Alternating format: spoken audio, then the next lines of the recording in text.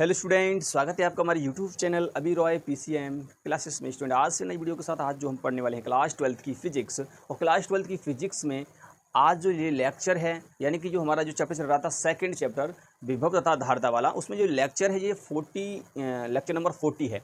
Lecture number 40 में आज की इस टॉपिक जो है बहुत ज़्यादा इंपॉर्टेंट है, क्योंकि बोर्ड एग्जाम में इससे प्रश्न बन जाता है, ठीक है नहीं। और ये डायरेक्ट अगर प्रश्न बनेगा तो 5 अंक का बनता है, न्यूमेरिकल भी इससे बन जाता है स्टूडेंट। इसलिए इस वीडियो को पूरा देखना है, क्योंकि ऐसे जो आज जो ये टॉपिक है, इस टॉपिक से अगर आपका ये टॉपिक अगर आपको क्लियर नहीं होगा तो स्टूडेंट क्या होगा कि अगर बोर्ड एग्जाम में आ गया तो आपको न्यूमेरिकल भी नहीं बनेगा, और दूसरी बात ये थ्योरेटिकल तो छूट ही जाएगा, ठीक है नहीं। इसलिए थ्योरेटिकल तो आप पढ़ सकते हैं, और न्यूमेरिकल की बात है तो न्यूमेरिकल भी मैं करवा दूंगा, ठीक है नहीं। उससे पहले आपको थ्योरेटिकल आना बहुत आवश्यक है, और इसका जो डेरिवेशन है यानी कि इसका जो फॉर्मूला निकल के आता है वो बहुत ज़्यादा इंपॉर्टेंट है। पहले आप उसको देख लीजिए, उसके बाद आपको न्यूमेरिकल तो हो ही जाएंगे, ठीक है नहीं। जब तक आपको थ्योरेटिकल समझ में नहीं आएगा, डेरिवेशन समझ में नहीं आएगा, न्यूमेरिकल आपको नहीं हो सकता, ठीक है। और दूसरी बात तो यही होती है कि फिजिक्स में अगर आपको न्यूमेरिकल नहीं आता है तो अच्छे नंबर नहीं आएंगे, ठीक है। न्यूमेरिकल करना बहुत ही आवश्यक है, क्योंकि न्यूमेरिकल करोगे, न्यूमेरिकल बहुत सारे आते हैं, जब प्रश्न देगा उसी के साथ न्यूमेरिकल देता है, ठीक है। प्रश्न देगा थ्योरेटिकल, उसी के नीचे एक न्यूमेरिकल होगा, ठीक है नहीं। उसे न्यूमेरिकल को भी करना होगा, तब आपको 5 अंक का प्रश्न मिलता है, ठीक है स्टूडेंट। तो आज हम इस वीडियो में जो पढ़ने वाले हैं वो पढ़ने वाले हैं हम संधारित्रों का संयोजन, जैसा कि आपको थंबनेल से भी पता पड़ चुका होगा, ठीक है नहीं। इससे पिछली वाले जो लेक्चर है 39 जो लेक्चर था, उसमें हमने आपको पढ़ाया था संधारित्र में ऊर्जा घनत्व के बारे में, उसका हमने फॉर्मूला पढ़ लिया था, ठीक है। आज हम जो यहाँ पर देखने वाले संधारित्रों के संयोजन के बारे में देखने वाले हैं। संधारित्रों का संयोजन क्या होता है उसके बारे में हम यहाँ फुल जानकारी लेने वाले हैं, और पूरा टॉपिक यहाँ पर फिनिश करेंगे जो भी इसके मतलब संयोजन होते हैं, ठीक है। तो बने रहिए वीडियो के एंड तक। यदि चैनल पे नहीं हो तो चैनल को सब्सक्राइब कर लीजिए, बेल आइकन को प्रेस करो, ऑल पे जाकर क्लिक कीजिए, ताकि आने वाले वीडियो की नोटिफिकेशन आपको मिलती रहे। अब चलते स्टूडेंट वीडियो को स्टार्ट करते हैं। चलिए सबसे पहले हम बात करेंगे संधारित्रों के संयोजन की, तो चलते हैं वीडियो को स्टार्ट करते हैं। तो चलिए स्टूडेंट सबसे पहले हम बात करते हैं संयोजन की बात करते हैं। देखो संयोजन का मतलब होता है मिलना, यानी कि ऐसा भी संयोजन हो सकता है जिसमें 10 लोग का अगर लगें तो उस काम को 1 के बराबर ही कर पाएँ, 1 के बराबर। अगर 10 लोग भी लगें तो उस काम को 1 के बराबर ही कर पाएँ, और अगर 10 लोग ऐसे लगा दिए जाएं ताकि वो अलग अलग अपना अपना प्रभाव दिखाएं तो इससे ज़्यादा काम मिले, ठीक है नहीं।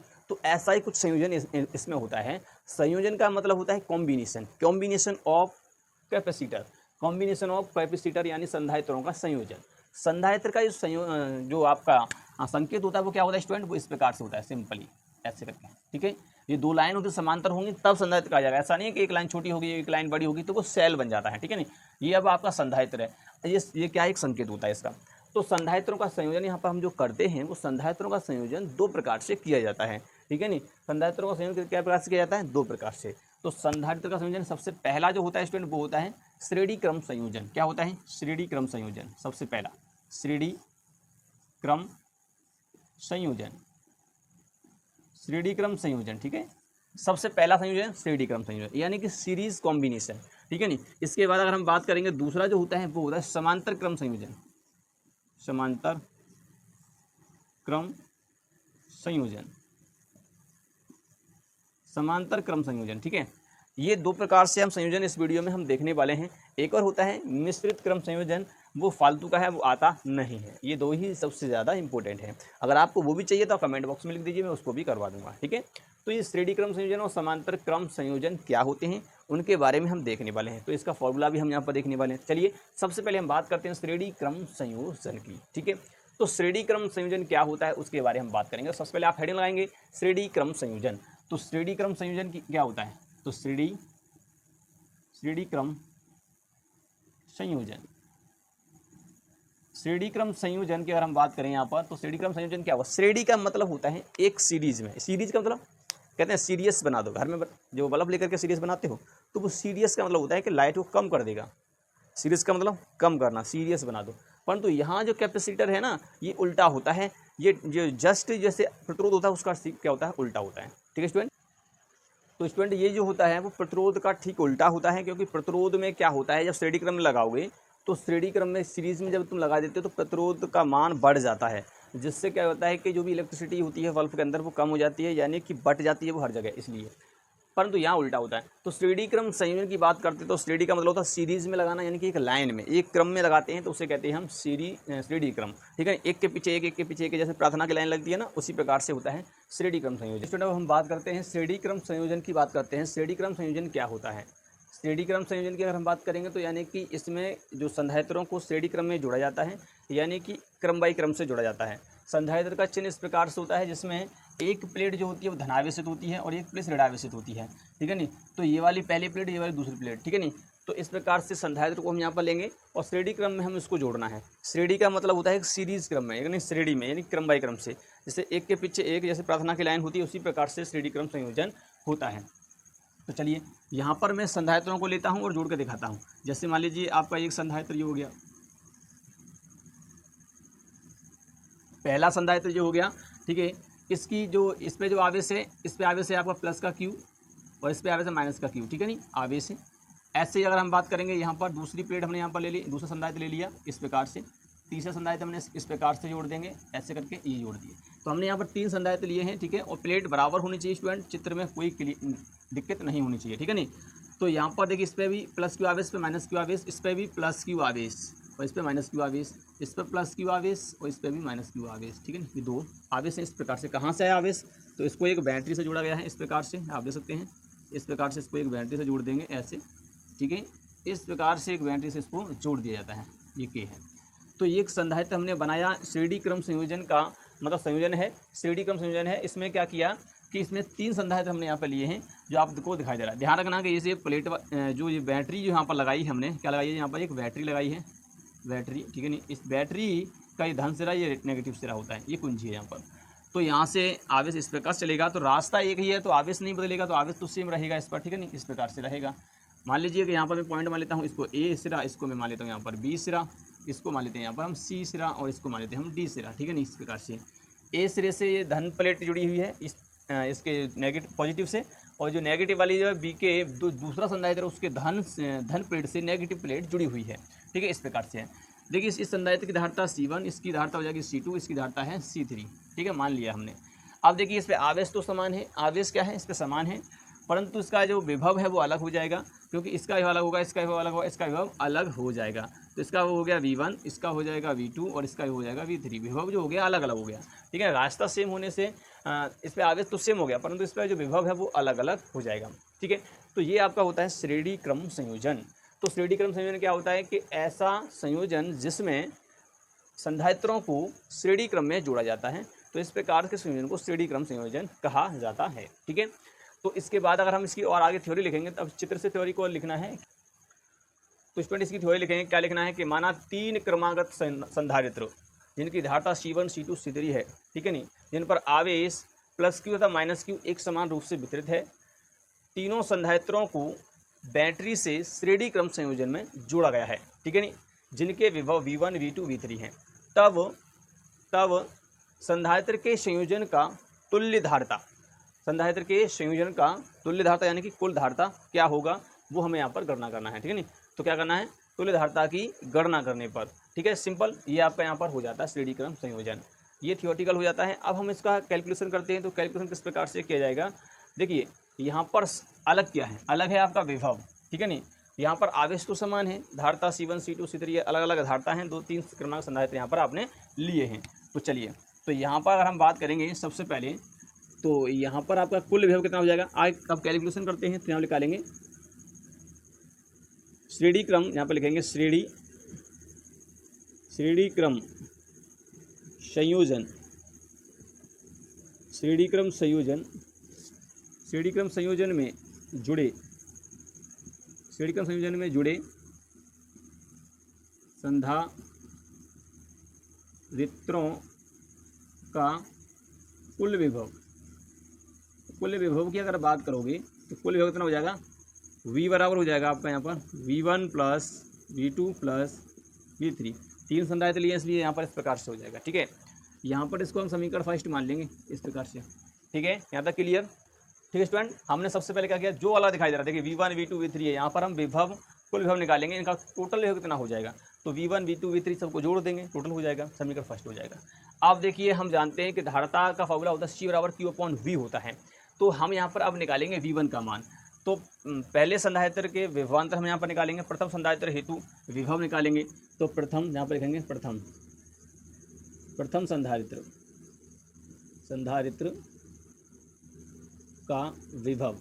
अगर आप यहाँ पर विभव निकालोगे तो विभव किस प्रकार से निकल के आएगा, देखिए प्रथम के लिए निकाल रहे हो आप यहाँ पर, तो विभव निकालो यहाँ पर, तो प्रथम विभव यानी कि V1 निकालना है। तो आपको फॉर्मूला तो पता ही है ना, C बराबर होता है, आपको धारता के पद में निकालना है Q/V होता है। V निकालोगे तो क्या हो जाएगा, Q/C हो जाएगा। ठीक है, यही तो हो जाएगा। तो चलिए तो रखते हैं, तो V1 बराबर कितना हो जाएगा, आवेश कितना है, Q रहेगा सेम आवेश है बटे C1 हो जाएगा। ठीक है ना, इस प्रकार से ऐसे हम निकालेंगे दूसरे के लिए, द्वितीय संधारित्र के लिए,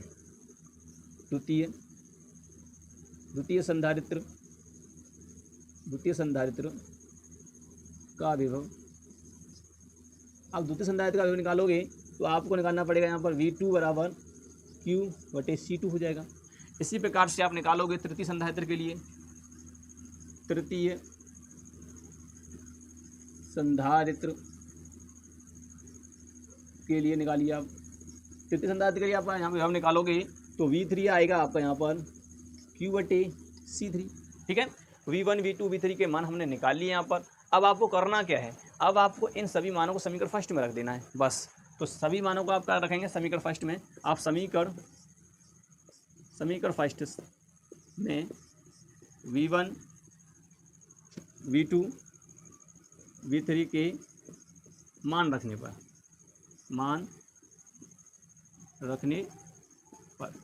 चलिए मान रखिए यहाँ पर, तो सबके मान यहाँ पर रख दोगे तो कितना हो जाएगा, V बराबर हो जाएगा Q/C1 plus Q/C2 plus Q/C3। ठीक है ना, इस प्रकार से हो जाएगा। ऊपर से कॉमन मिल रहा है Q, तो यहाँ पर Q को कॉमन निकाल लीजिए, तो अंदर बचेगा 1/C1 plus 1/C2 plus 1/C3। अब Q को बट्टे में ले आइए, तो V/Q हो जाएगा 1/C1 plus 1/C2 plus 1/C3। ठीक है, इस प्रकार से यहाँ पर हो जाएगा। यहाँ तक क्लियर आपको? अब यहाँ तक आपका हो गया। अब समझिए, देखिए आपने फॉर्मूला पढ़ा है कि C बराबर होता है Q/V, परंतु यहाँ पर क्या है, यहाँ पर तो इसका उल्टा है। जब ये उल्टा हो जाएगा तो 1/C ये हो जाएगा, तो V/Q हो जाएगा। ठीक है नहीं, तो ऐसे यहाँ पर इतने की जगह पर आप क्या लिख दोगे, 1/C लिख दोगे, तो 1/C बराबर 1/C1 plus 1/C2 plus 1/C3। ठीक है नहीं, तो ये आपका यहाँ पर फॉर्मूला निकल आएगा। संधारित्रों का संयोजन हमने किया और टोटल धारता जो निकल के आई वो उतनी हो जाएगी। तुल्य धारता के लिए फॉर्मूला आपका ये निकल के आता है। ठीक है, ऐसे ही कितने भी सेल हों, मतलब संधारित्र हों, उनके लिए निकालोगे। तो n संधारित्रों के लिए निकालिए, n संधारित्र के लिए। अब भैया n संधारित्र निकालोगे तो क्या हो जाएगा, 1/C बराबर 1/C1 plus 1/C2 plus 1/C3 plus dot dot dot 1/CN तक आप निकाल रहे हो, तो इस प्रकार से हो जाएगा।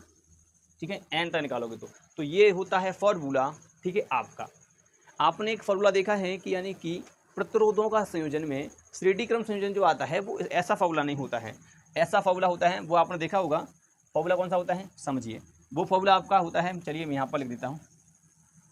वो फॉर्मूला आपका ऐसा होता है कि R बराबर श्रेणी क्रम निकालोगे तो R बराबर हो जाता है वो R1 plus R2 plus R3, ऐसे करके डॉट डॉट डॉट आपका होता है Rn तक।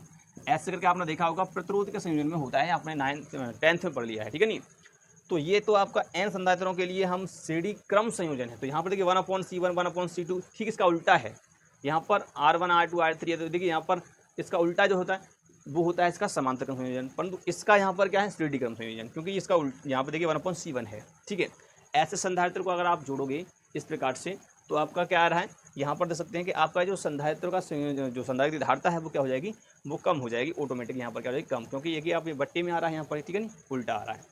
ठीक है स्टूडेंट, तो ये श्रेणी क्रम संयोजन आपको क्लियर हो गया। अब हम बात करते हैं नेक्स्ट की, यानी कि समांतर क्रम संयोजन क्या होता है उसके बारे में बात करते हैं। ठीक है, तो समझ लीजिए, सबसे पहले आप हेडिंग लगाइए समांतर क्रम संयोजन। ठीक है, हेडिंग लगाइए समांतर क्रम संयोजन। तो इसकी डेफिनेशन लिखेंगे, क्या लिखेंगे कि ऐसा संधारित्रों का संयोजन जिसमें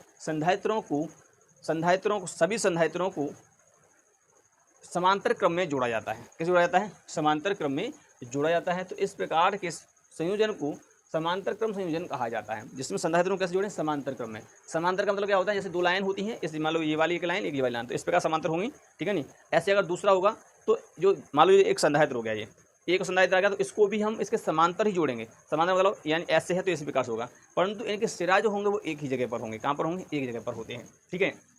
तो ऐसा संयोजन जिसमें सभी संधारित्रों का धनात्मक सिरा एक बिंदु पर तथा ऋणात्मक सिरा दूसरे बिंदु पर होता है, तो इस प्रकार के संयोजन को समांतर क्रम संयोजन कहा जाता है, ठीक है। क्या है इसकी डेफिनेशन? लिखेंगे ऐसा संयोजन जिसमें सभी संधारित्रों के धनात्मक सिरा, सभी संधारित्रों के धनात्मक प्लेट कह सकते हैं, धनात्मक सिरा कह सकते हैं, ठीक है नहीं। धनात्मक प्लेट एक बिंदु पर तथा ऋणात्मक प्लेट दूसरे बिंदु पर क्या होते हैं? जुड़े होते हैं। तो इस प्रकार के संधारित्र के संयोजन को, इस प्रकार के संयोजन को समांतर क्रम संयोजन कहा जाता है, ठीक है। इतनी आपको डेफिनेशन लिखनी है। चलिए अब हम इसके बात करते हैं किसकी, इसके जो मतलब जैसे फॉर्मूला यहाँ पर निकल के आया है ऐसे इसका भी फॉर्मूला निकल के आएगा, ठीक है। तो चलते मैं इसको रफ कर देता हूँ, उसके बाद इसको करते हैं। चलिए स्टूडेंट अब हम बात करते हैं समांतर क्रम संयोजन की। समांतर क्रम संयोजन क्या होता है? तो इसकी डेफिनेशन मैंने आपको लिखवा दी है, नहीं तो आप दोबारा से लिख लीजिए। समांतर क्रम संयोजन का जो डेफिनेशन होता है वो होता है ऐसा संयोजन, ऐसा संधारित्रों का संयोजन जिसमें सभी संधारित्रों के धनात्मक प्लेट को एक बिंदु पर ऋणात्मक प्लेट को दूसरे बिंदु पर संयोजित किया जाता है। तो इस प्रकार से बनने वाले संयोजन को समांतर क्रम संयोजन कहा जाता है, ठीक है। क्लियर? अब समझिए किस प्रकार से। देखिए संधारित्र तो ऐसा होता है, तो ऐसे संधारित्र हम यहाँ पर लेंगे। तो आपको क्या करना है, मैं यहाँ पर संधारित्र बना लिया, ये संधारित्र हो गया, ठीक है। इस प्रकार से पहला संधारित्र हो गया। हम यहाँ पर 3 संधारित्र लेते हैं इस प्रकार से। तो देखिए एक दूसरे समांतर है यहाँ पर, और इसका जो है आपका यहाँ पर हो जाएगा प्लस Q1 और यहाँ पर माइनस Q1, यहाँ पर प्लस Q2, यहाँ पर माइनस Q2, यहाँ पर प्लस Q3, यहाँ पर आपका माइनस Q3, ठीक है नहीं। इस प्रकार से ये 2-3 संधारित्र हमने यहाँ पर लिए। इसके क्या करेंगे हम, इनकी प्लेटों को एक जगह पर जोड़ा जाएगा, ठीक है। इस प्रकार से जोड़ेंगे, ऐसे एक बिंदु पर इनको जोड़ दिया जाएगा ऐसे करके। ये ए बिंदु हो गया, इसको हम बी बिंदु मान लेते हैं, ठीक है। ऐसे करके जोड़ देंगे और इनको एक बैटरी से जोड़ दीजिए इस प्रकार से, ठीक है। इस प्रकार से जोड़ देंगे, यहाँ पर एक बैटरी से जोड़ दिया। तो ऐसे करके जब इनको बनाया जाता है, जोड़ते हैं, तो ये आपका क्या हो गया, ये समांतर क्रम संयोजन हो जाता है, ठीक है स्टूडेंट। क्या हो गया? समांतर क्रम संयोजन। अब देखिए रास्ता अलग अलग है, तो इसलिए इस पर आवेश की जो वो है वो अलग अलग है, क्योंकि Q1 Q2 Q3 है, परंतु देखिए इनका एक ही सिरा है, तो इनका पोटेंशियल यानी कि डिफरेंस जो होगा वो एक ही होगा। तो इसका मतलब यह है कि यहाँ से लेकर के यहाँ तक का जो विभव होगा वो V होगा, इन एक बिंदु तक का। इन सभी का विभव जो होगा केवल V ही होगा, V से ज़्यादा नहीं होगा, ठीक है नहीं। ये V विभव होगा। यहाँ पर संधारित्र बेशक आपके अलग अलग हैं, तो इसकी धारिता होगी C1, इसकी धारिता होगी C2, इसकी धारिता होगी आपकी C3। 3 संधारित्रों को यहाँ पर हमने श्रेणी क्रम में, समांतर क्रम में जोड़ा है, ठीक है। इस प्रकार से तो ये आपका डायग्राम बनता है, ठीक। तो यहाँ पर आपको लिखना क्या है, लिखेंगे कि माना 3 क्रमांक संधारित्र जिनकी धारिता C1, C2, C3 है तथा विभव V है, इनको समांतर क्रम संयोजन में जोड़ा गया है। तब संधारित्रों का तुल्य धारिता, ठीक है नहीं। तो तुल्य धारिता यहाँ पर निकालेंगे, कुल धारिता। तो क्या करना पड़ेगा, देखिए यहाँ पर सबसे अलग क्या है, आवेश अलग है, तो यहाँ पर आवेश को लेंगे। तो कुल आवेश किस प्रकार से निकालेंगे, तो देखिए कुल आवेश आप यहाँ पर निकालोगे तो कैसे निकालिए, तो यहाँ पर निकालेंगे संधारित्रों लिखेंगे, संधारित्र लिखेंगे, संधारित्र के संयोजन में कुल आवेश क्या हो जाएगा भैया, क्योंकि अब तक इस पर कितना आवेश है, तो टोटल आवेश Q1 Q2 Q3 ये अलग अलग आवेश हैं, क्योंकि इस पर गया है आपका Q1 आवेश, इस पर गया है आपका Q2 और इस पर गया है Q3। तो टोटल आवेश कितना हो गया, तो Q बराबर हो जाएगा Q1 plus Q2 plus Q3। ये समीकरण हो गया आपका फर्स्ट, ठीक है। अब आवेश यहाँ पर आपने निकाल लिया। अब आप करना क्या है, ये आवेश आपको दिखाई दे रहा है ना, इन आवेशों को अब निकालना है। प्रथम संधारित्र पर कितना आवेश है वो निकालेंगे। फॉर्मूला आपका यहाँ पर धारिता वाला लगेगा, ध्यान रख लेना है। C बराबर होता है Q/V। अब Q निकालोगे तो क्या हो जाएगा, इसका इसमें गुणा हो जाएगा, तो Q बराबर हो जाएगा CV। ध्यान रखना है, इसी फॉर्मूला का प्रयोग करते हुए हम यहाँ पर निकालेंगे। तो सबसे पहले निकालेंगे प्रथम संधारित्र पर आवेश। तो प्रथम संधारित्र पर आवेश, संधारित्र पर आवेश, प्रथम संधारित्र पर आवेश कितना हो जाएगा। अगर पहले संधारित्र पर निकालोगे तो यहाँ पर देखिए क्या हो जाएगा, Q1 निकाल रहे हैं, CV है ना, तो C कितना है पहले के लिए, C1 है, C1 विभव V है केवल, ठीक है। ऐसे हम निकालेंगे दूसरे के लिए, द्वितीय के लिए, द्वितीय के निकालोगे तो ऐसे करके आप, तो दूसरे के निकालोगे तो क्या हो जाएगा Q2 बराबर हो जाएगा C2V हो जाएगा। ऐसे आप तृतीय के निकालिए, तृतीय, तो तृतीय के यहाँ पर निकालोगे तो क्या हो जाएगा Q3 बराबर C3 और V। ठीक है, इस प्रकार से आपने तीनों के लिए यहाँ पर निकाल लोगे आप इस, ठीक है, के लिए निकाल लिया है। अब इन तीनों का मान आपको उठा कर रखना है, समीकरण फर्स्ट में रखना है। तो समीकरण फर्स्ट में Q1 Q2 के मान रखने हैं। तो यहाँ से करता हूँ मैं, समीकरण फर्स्ट में Q1, Q2, Q3 के मान रखने पर, ठीक है, मान रखेंगे यहाँ पर क्या हो जाएगा, तो चलिए तो रखिए Q बराबर हो जाएगा, रखते हैं यहाँ पर C1V plus C2V plus C3V, रख दिए यहाँ पर मान हमने। तो यहाँ से कॉमन मिलता है, सेम जो है V है, निकाल लीजिए भाई, Q बराबर हो जाएगा V, अंदर C1 plus C2 plus C3, V को नीचे ले आएंगे तो Q बटे V हो जाएगा बराबर C1 plus C2 plus C3। Clear, यहाँ तक आपको क्लियर साफ दिखाई दे रहा है कि नहीं? ठीक है स्टूडेंट, अब देखिए यहाँ पर आपका निकल आया। अब आपको पता है कि धारता फॉर्मूला तो C बराबर Q/V होता है, तो Q/V तो यहाँ पर इतने को कह देंगे हम C, क्या कह देंगे, इतने को C कह देंगे। तो ये हो जाएगा यहाँ पर C बराबर हो जाएगा आपका यहाँ पर C1 plus C2 plus C3। ये आपका यहाँ पर फॉर्मूला निकल आएगा, आप देख सकते हैं इस प्रकार से फॉर्मूला आपका निकलता है। तुल्य धारता, 3 संधारित्र जब हमने यहाँ पर लिए तब के लिए है।